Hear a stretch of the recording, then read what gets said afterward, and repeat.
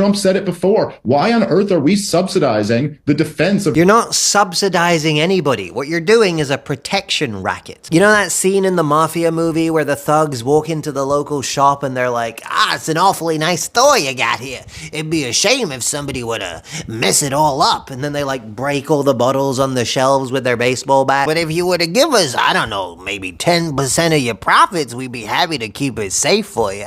That's what you're doing. That's why your military is all over the world. That's why your foreign military presence is several 1,000% higher than any other country in the world. The way you get paid for this is by essentially forcing everyone to trade in your currency. See, when more countries use your currency for trade, it increases the demand for your currency, which strengthens the value of your currency, which strengthens the buying power of your government. Essentially, your money is worth more than it should be, which means you're getting more out of trade than you realistically should be, which means essentially everyone else is subsidizing you, not the other way around. Now, there are leaders who have attempted to remove your currency from their economy in order to strengthen their own economy and create trade unions and trade deals with their own allies in their own currency. And well, suspiciously bad things have a tendency to happen to those leaders. I'm sure the comment section will have named a few for me if you're unfamiliar with those stories. Here's your Secretary of State, Marco Rubio, talking about it himself. Today,